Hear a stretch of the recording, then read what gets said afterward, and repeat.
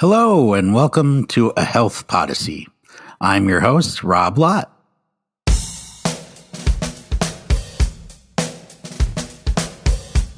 Let's not forget how this all started.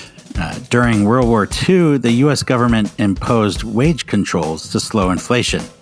And so employers at the time sought other ways to attract and retain workers. For example, by boosting benefits that were not considered wages, benefits like health insurance. A decade later, the IRS confirmed that employer contributions to healthcare were tax deductible for the employer and could also be excluded from the employee's taxable income. From there, it was off to the races. Employer-sponsored insurance grew dramatically, and decades later, it remains the keystone of the incredibly precarious, yet somehow astonishingly enduring structure that we call the American healthcare system today.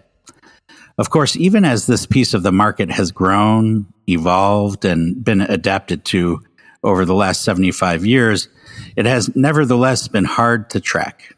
There's tremendous variation from state to state, across industries, and by employers' finances and outlook. Fortunately, we do have an annual nationally representative survey of private and non-federal public employers, which consistently and reliably tracks trends in employer health insurance coverage and the cost of that coverage. This survey has been around a while. It was first fielded in 1987 by the Health Insurance Association, a predecessor to the group known today as AHIP. In 1991, KPMG took on this important work, and finally in 1999, KFF, formerly known as the Kaiser Family Foundation, took it up and has been running the survey ever since. Now, along the way, Health Affairs has served as the annual platform for KFF to publish key peer-reviewed findings and analysis from the survey. And that's why we're here today, to talk about the just released results of the 2025 survey. I'm here with Matthew Ray, co-author of this year's paper about the survey, published in the November issue of Health Affairs. He is the Associate Director of the Program on the Healthcare Marketplace at KFF, and I can't wait to hear all about the survey's highlights from one of the people who helped make it happen. Matthew Ray, welcome to a Health Podyssey. Thank you very much. Glad to be here. So let's start with some brief context. Maybe you can remind our listeners how significant the employer-sponsored insurance market is in the United States. I think we have a sense that it's pretty big. How many people are covered by employer-sponsored insurance? What proportion of the U.S. population is that? How many employers offer it? Those kinds of details. I mean, your lead was exactly right. It is the keystone to our health insurance system. So we've got about 154 million non-elderly people who receive coverage from an employer. So we're looking at about half of the non-elderly population gets insurance through their employer, through job-based coverage, either as a policyholder or as a dependent on someone in their household's plan. Before we talk about this year's results, tell us about the last few years. At this time in 2020, we were in the depths of the COVID-19 pandemic. Now, 5 years later, how would you describe the changes that we've seen in employer-sponsored insurance over that time? I mean, it's interesting, right? We're in an incredibly tumultuous time in terms of changes in the health system, in the country, and the economy. But employer health insurance has been relatively stable. So over the last 5 years, we see consistent levels of coverage and eligibility across job-based plans. We've not seen a huge retreat of employers from offering coverage over that period. So it remains what we were talking about just a second ago, about being sort of the center of coverage for many people. It's where people go to get coverage. Now, we have seen some real changes to the cost of coverage. So we saw this period of decreased utilization during the pandemic as people followed stay-at-home orders, and we saw less healthcare being delivered. As a result, employer costs grew at a slower rate. Then we saw this period of sort of massive inflation in the general economy. Following that, we saw big increases in health insurance premiums. So for the last 3 years, we have seen health insurance premiums grow at 7%, 7%, and 6%, as we've reported in Health Affairs. So those are sort of, I would say, modest levels of growth. They're levels of growth that sort of are modest compared to what we saw in the early 2000s when double-digit increases were the norm. But at the same time, I think they are bigger than we were seeing 5 or 10 years ago, when we were seeing sort of 3 and 5% levels of growth. So I think that means that it's sort of, for some employers, it raises concerns about the affordability of their plans. The other thing always to remember is that we're talking about a 6% growth off of a huge number. So it's still a lot of money. Got it. So I think you're zeroed in on the 2025 number, 6% from this year's paper. The average annual premium for family health coverage this year reached $26,993. As you said, I've just been saying 27,000 just so I can get it out. Fair enough. I like that. 27,000. That's a 6% increase from 2024. Can you give us some additional context for the result? Were you surprised when these numbers came in? And when we look at that against the sort of backdrop of the inflation rate, what can we learn from that disparity, if you will? I mean, so this year inflation grew 2.7% and workers' wages increased 4%. So that's not a statistically larger increase with with health insurance premiums, but it's still numerically larger, and I think it probably feels like a lot. But I mean, we are kind of in a remarkable time for cost for employer-sponsored health insurance. Over the last 5 years, so throughout the pandemic, we've seen health insurance grow at pretty much the same rate as inflation and workers' wages. This comes after, for year after year, we published articles that said health insurance is growing much, much faster. And over, 25 or 20 years, health insurance premiums grew several 100% compared to a much smaller growth rate in inflation and wages. So we are in kind of a period of slower growth. Now, where that goes forward, we don't know. And I think that doesn't provide a lot of comfort to an employer or a health benefit manager who is still dealing with a 6% increase this year. Fair enough. Okay. So, what are some of the factors driving, that rate? As you said, 6%, maybe not outrageous, but still significant. What's behind it? Well, so there's long-term and short-term effects that drive health insurance premiums. I mean, ultimately, health insurance premiums go up when one of two things happens. People use more services or healthcare prices go up. And both of those things are happening over time. When we ask employers in the survey, they tell us that they're concerned about prescription drugs leading to premiums increases over the last 2 years and chronic conditions and diseases. And I think both of those things are meaningful. Prescription drugs are actually a relatively small portion of employer health spending, about 15%, but it's still the thing that employers focus in on. Got it. Okay. So you alluded to questions of affordability. This is obviously a recurring theme these days for politicians and policymakers, and it really colors people's views of their own insurance and of what their employer might be able to offer them. What does this year's survey tell us about people's experience of things like how much they're expected to contribute, deductibles, other out-of-pocket spending that they're sort of burdened with throughout the year? So, I mean, typically most people contribute to their health insurance in two ways. One, we have to have a contribution to enroll the plan, the premium, and then we have to pay cost sharing when we use healthcare services. So the share, I'll take both of those in par. The health insurance premium portion, I mean, it's going roughly the same rate for employers and employees over time. So while healthcare costs have gone up, healthcare prices go up, premiums go up, then workers and employers have sort of shared that burden. Obviously, that could change if employers feel more cost pressure or if alternatively we're in a tight labor market and they want to make their benefits more attractive to employees. In terms of the cost sharing, we saw this period of sort of rapid growth in deductibles, where deductibles became sort of a predominant feature of what job-based coverage looked like. And I would say that period was 2006 to 2017-18. Over the last couple of years, deductibles have grown much slower. So we have the average deductible is a huge amount of money. So on average, for single coverage, the average deductible is $1,800 or something thereabouts. Which obviously, if you have dependents and you can end up with a lot of money out of pocket before your plan is going to pay most services. And many Americans, even employed Americans, even Americans with employer-sponsored coverage, don't have that level of financial assets to meet sort of standard deductibles. Same time, it's growing slower. And when we talk to employers, I think that the general thought is they're worried about the affordability of their plans, particularly for low-wage workers. There's a question in the survey this year that we asked them what their most elements of their plan they're most concerned about. I was expecting to see prior authorization to be much higher. It wasn't. It was affordability of plans. And I think it gets at the fact that spend all of this money on health insurance, and they want it to be a benefit to their employees, and they feel like many of them can't afford to use the plans that they're now sponsoring. Got it. Okay. Of course, not all plans are the same. Not all employers are the same. Not all employees are the same as well.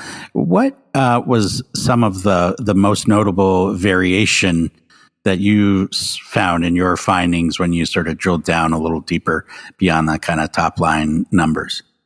No, absolutely. What job-based coverage looks very different across the country, across firms. What your employer looks like and how engaged they are in their human resources functions can make a big difference in what your health benefits look like. So, I mean, the thing that always kind of jumps out is for the challenges for smaller firms. So coverage looks very different. One, it's typically a lot more expensive to enroll in family coverage if you work for a small employer. So about a quarter of covered workers at small employers have to chip in more than $12,000 a year, which is just a massive amount of money to enroll in family coverage. They're also much more likely to face much larger deductibles. And your small firms are much less likely to offer coverage to begin with. So the story for job-based coverage is a lot weaker sort of in that area. Also, firms with many low-wage workers typically have much more challenges offering coverage. And that coverage tends to be more expensive. So these are kind of two places where it's sort of, I wouldn't say the system is, where the system has more strain. Some of these trends, like smaller firms having a hard time offering coverage or as generous coverage, that's been around for a little while. I think people have had a sense of that over the years. Do you have a picture of if that's changing? Is it getting better? Is it going from bad to worse? What's kind of your sense of that dynamic and how it's changed over the last few years? I mean, the two things that are kind of happening for smaller firms is two kind of wonky ideas. But if there's a wonky place, there's a place to give a wonky ideas. I think it's here. That's right. Go for it. Is this the rise of level funded plans and the rise of ICHRA. So a level funded plan is a self-funded plan. So it's not an insured product, but the employer bears the risk. But there's a stop loss coverage, which means that the firm can purchase insurance for high cost claimants. What this ends up looking like is a lot like an insured product, but the small firm is no longer in the small group market. And what that means is their premiums are then based upon the health status of their employees and not based upon the community rating rules that the ACA introduced.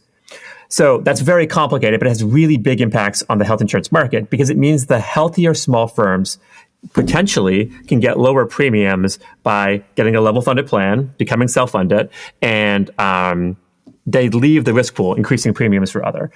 So I think that we saw this sort of rapid growth over the last 5 years in level funded plans. We're, I think, well over half now. It's reported in the article of small firms are now level funded, which means that there could be impacts on the premiums for the firms that are left in the small group market.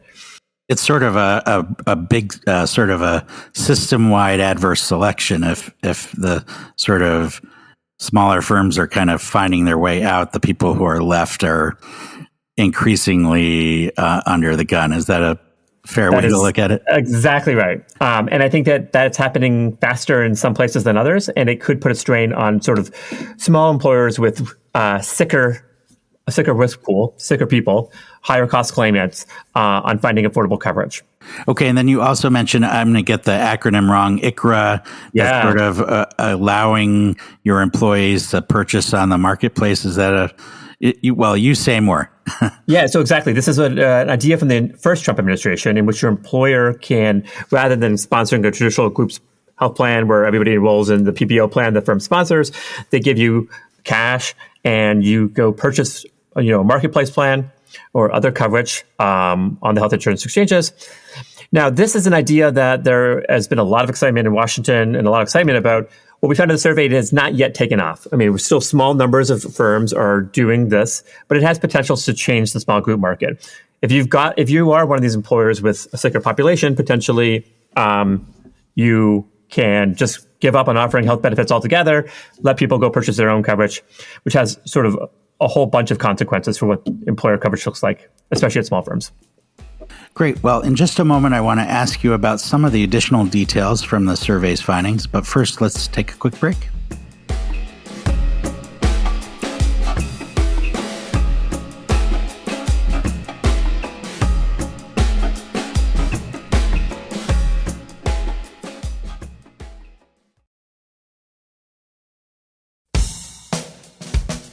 And we're back. I'm here talking with Matthew Ray about the KFF survey evaluating health benefits in 2025.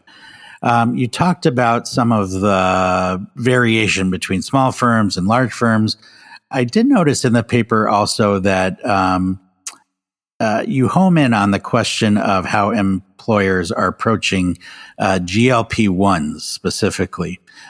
These are the weight loss drugs, essentially, that have grown dramatically in the last year or two. What was your main finding in that regard? And what does that tell us about how employers and insurers might be addressing other promising but potentially costly new therapies or technologies more generally? Yeah, I mean, if you want to get a bunch of HR professionals really excited, this is the topic you bring up. Obviously, top of mind for anybody running a health plan right now. I mean, partially because just tens of millions of people with job-based coverage have a BMI which would qualify them for a GLP-1. So it's actually a real place that things are changing right now. So I think this was a topic of mind for HR professionals.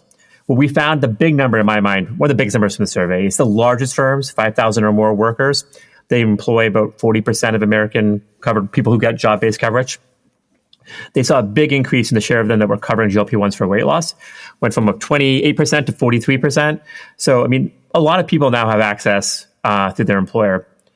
Same time, that's what we fielded the survey between January and July. We spent a big chunk of the summer going around the country talking to employers about their health benefit plans. And things are really moving here. I think a lot of employers, as we reported in the survey, were shocked by how much they were spending. They were spending more than they expected. And GLP-1s was making up a bigger portion of what their RX spending than they had anticipated. Both of those are in the survey. From these discussions, it sounded like a lot of employers were rethinking their coverage for 2026.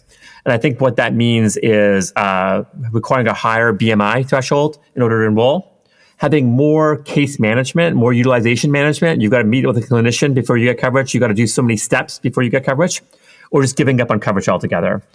So it sounds like there might be a retrenchment a little bit, but it's cutting the other way as well. I mean, I think many employers at the same time are thinking, look at all these new conditions that GLP-1s are treating, and we want to provide health value and benefits to our employees. This is something that employees care about.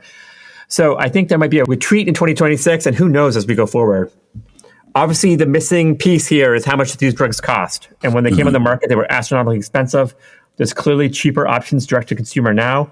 As prices change, employers are going to have to continue to reassess what they're doing with these drugs. I think this is a good example. I'm no economist, correct me if I'm wrong here, but of sort of the wrong pocket problem where the drugs are expensive to begin with, but the cost savings from improved health accrue over a much longer term. Do you have a sense of whether or not employers are kind of making that calculation? Are they having those kind of big picture conversations, or is it really just about what's the bottom line, how much we're spending, and what do we have to do in order to retain employees? Yeah, both. Yes, both.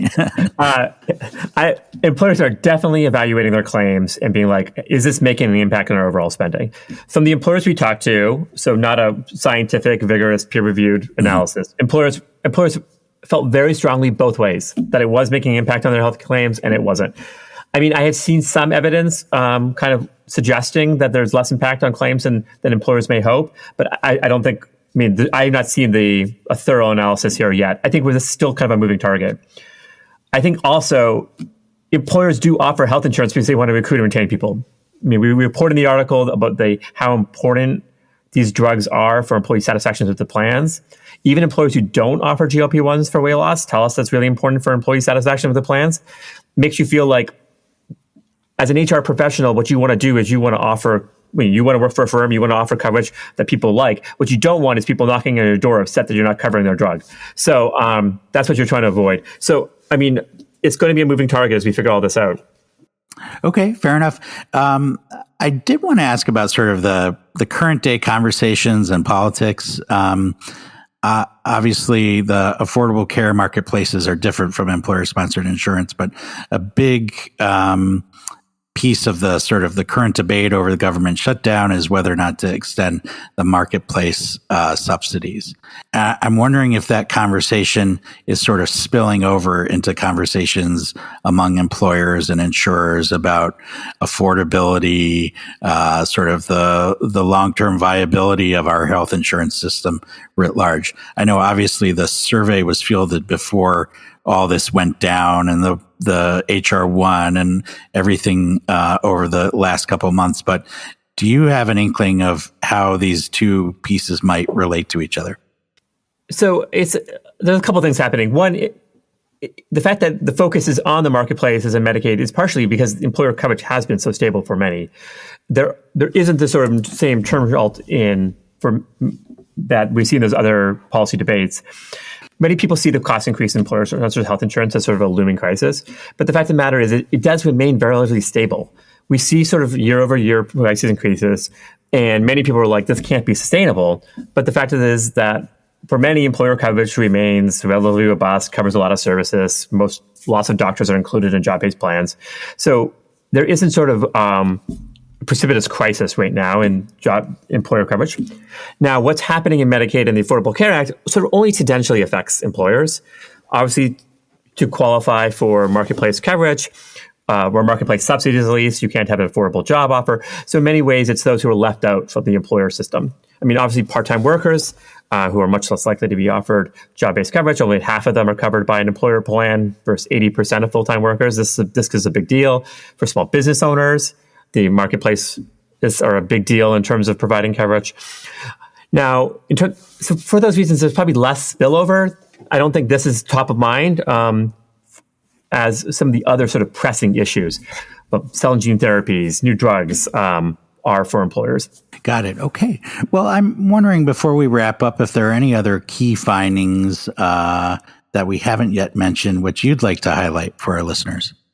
I mean, I think kind of an ongoing and interesting thing is that many people envision employers as playing this role in our system as purchasers, and that prices are too high and we need to pay for better quality and pay for better value, and employers have this role as being purchasers and they can exert all this leverage.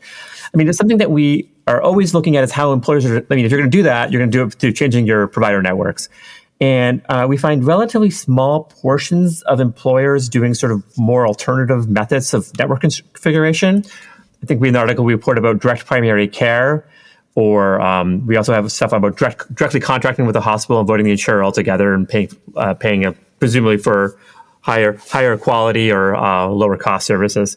We see relatively small shares of employers doing those things, which I think is a product of a lot of things, market consolidation in some places.